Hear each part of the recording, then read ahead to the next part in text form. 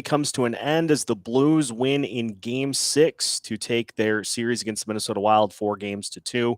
Our Locked on Wild postcast, recapping all of the action, starts right now.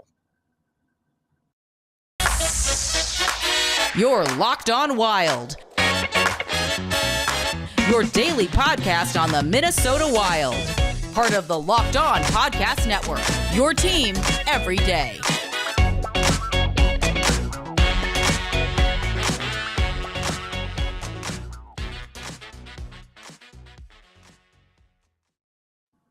Welcome into yet another Locked on Wild postcast as the Minnesota Wild unfortunately come up on the wrong end of a 5-1 score in Game 6 of their series against the St. Louis Blues, and the Blues win the series 4-2. Our Locked on Wild postcast is brought to you by Built Bar, and with summer right around the corner, Built Bar is here to give you a great go-to snack for your on-the-go summer. And just in, if you haven't tried their puffs yet, the Built Bar birthday cake puffs are here, and you can make every day your birthday with the delicious taste, all covered in 100% white chocolate with added sprinkles. These Built Bar cake puffs have 150 calories, 16 grams of protein, and just 9 grams of sugar with this limited time flavor. So if you're looking for a healthy way to get flavor and variety into your day, the Puffs, birthday cake puffs, are the right way to go. And you can get them for a limited time by going to Built.com, using the promo code LOCKED15, and you'll get 15% off your order. Again, use the promo code LOCKED15 for 15% off at Built.com. Seth Topol joined by Kevin Gorg, and Kevin, the Wilds needed to win Game 5, and we saw the team jump out of the gate with some life, some energy. But as we saw in games 4 and 5, the St. Louis Blues matched it, and they took it. And hats off first off to the St. Louis Blues team. They were a tough out, and just showed it here throughout this series. Yeah, you got to tip your hat to St. Louis. They were the better team. They made days at the right moment. They were more disciplined. They were better on special teams. We knew coming into this series there wasn't a lot of room for error. We talked about it way back at the tail end of the regular season. And, part of it is you got to be disappointed in the way the Wild played and some of the mistakes they made. But part of it is they got beat by a quality team. And you knew it was going to be tough going in. And you needed your absolute very best to win this series if you're Minnesota. You needed your A game throughout most of the series, and you probably didn't get that more than maybe a couple of games of the series. And in the end, it's another learning experience. It's another step along the way. But for Wild fans, it's another first-round exit, so I know they're disappointed, and I get that. We saw Cam Talbot get the start, and it came down to some of the same things that fans were pointing to with Marc-Andre Fleury. There were a couple of goals that were tapped in due to some rebounds that popped out right to St. Louis players. So not fair necessarily to point all of that to Talbot, but just a tough situation because it felt like momentum was just continuing to swing to the Blues, and despite the Wild throwing everything they had, it just felt like the Blues were able to answer everything that the Wild threw in terms of changes here in this game. Yeah, the Blues, they were able to take advantage of some big momentum shifts in certain games. And I look back at the tying goal in Game 5 after the Wild had pretty much gotten control in that middle frame of that game, had a 2-1 lead, were getting good looks. It felt like if Minnesota got the next goal, they were off to the races. St. Louis gets that tip in late in the period. It flipped the script, and the rest was history. Same thing tonight. Wild come out first period. Everything you hoped for. The forecheck is there. They're cycling the puck. Shift after shift. They're using their depth. Line after line is getting in there and getting momentum. And Letty comes down on a 1-on-4. And I get it. Cam Talbot threw himself on the sword after the game and said, I don't care if I was screened or it was tipped, which it was. That shot's from distance. I have to make the stop. And I don't disagree with Cam on that. But Dean Evason doubled down and made a pretty good point in his presser here before I left the rink. And he said, listen, Cam Talbot can say whatever he wants. Our guys don't ever make that mistake. It's a 1-on-4. We're an aggressive, in-your-face team, and we didn't do that there.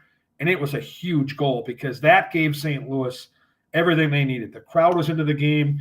They had the momentum. They're feeling good, even though they had been outplayed. They looked like a nervous hockey team for the first 15 minutes of that period. They escaped with a 1-0 lead.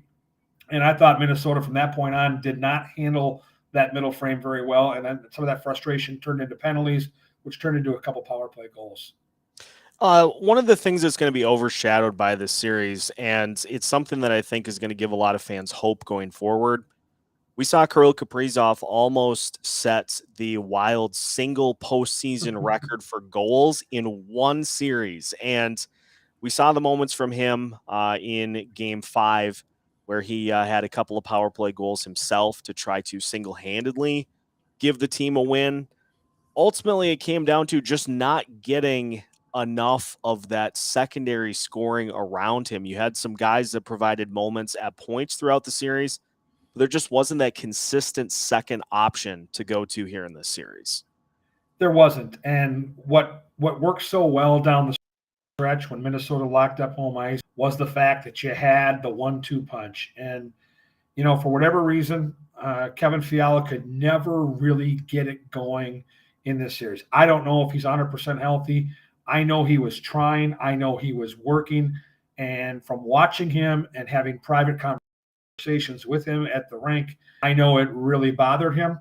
But one person can't do it, and teams can take that one person out.